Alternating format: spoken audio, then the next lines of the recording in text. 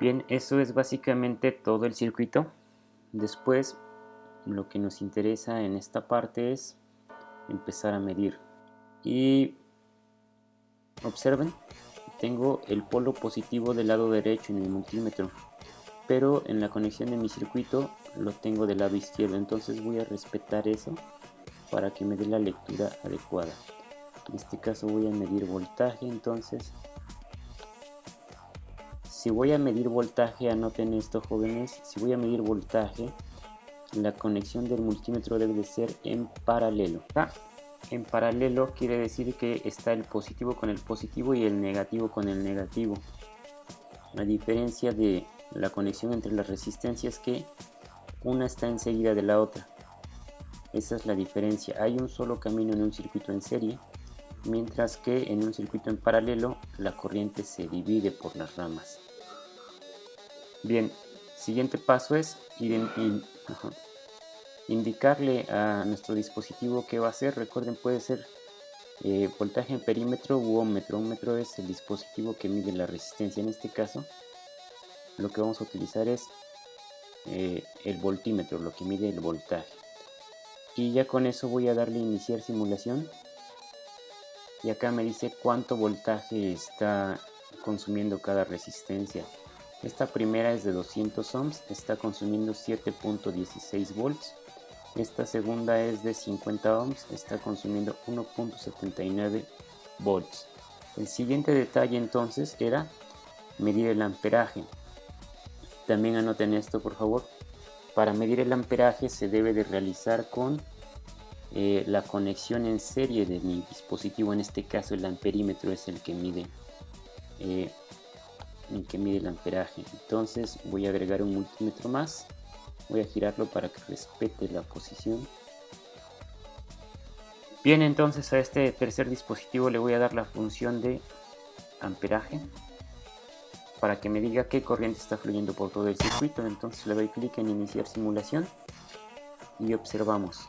Entonces, primer resistencia, conecté en paralelo un voltímetro y me está diciendo que tiene un consumo de 7.16 volts. En la segunda resistencia, también con mi voltímetro en paralelo a mi resistencia, me dice que tengo 1.79 volts. Y en el caso del amperímetro, que mide el amperaje, debe de estar conectado en serie como un dispositivo más a mi circuito. Dice que estoy consumiendo 35.8 miliamperios.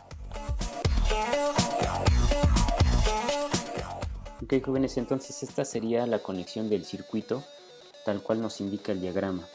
Recuerden que debo de entonces conectar mis componentes. Era importante que vieran cómo debería de quedar el primer circuito para que en base a eso modificara. Primero voy a poner un amperímetro después de la primera resistencia, porque en cuanto fluye el voltaje por la primera resistencia está generando una corriente. Y después puse un voltímetro para medir el voltaje que está utilizando precisamente esta resistencia, otro más para conocer el de esta resistencia y un amperímetro para saber cuánto amperaje fluye por cada una de las ramas. En este caso me está faltando también de este lado un voltímetro, entonces voy a agregarlo.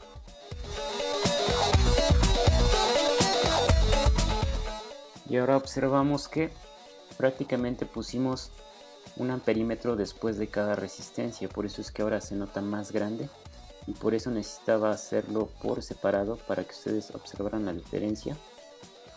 Entonces aquí es donde una vez que ya tengo mis amperímetros anexados a mi diagrama, voy a conectar ahora sí los voltímetros. Recuerden, positivo con positivo.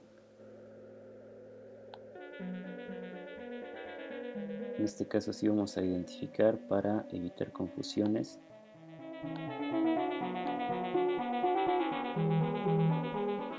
Bien, jóvenes, una vez que ya están conectados todos mis dispositivos, los voltímetros en paralelo a cada resistencia, los amperímetros en serie con los componentes, voy a darle en iniciar simulación. Y aquí observamos cuánto está consumiendo.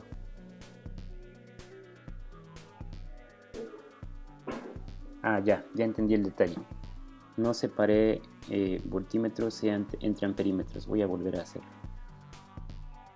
Este está bien, este está bien y este está bien. Los demás son amperímetros.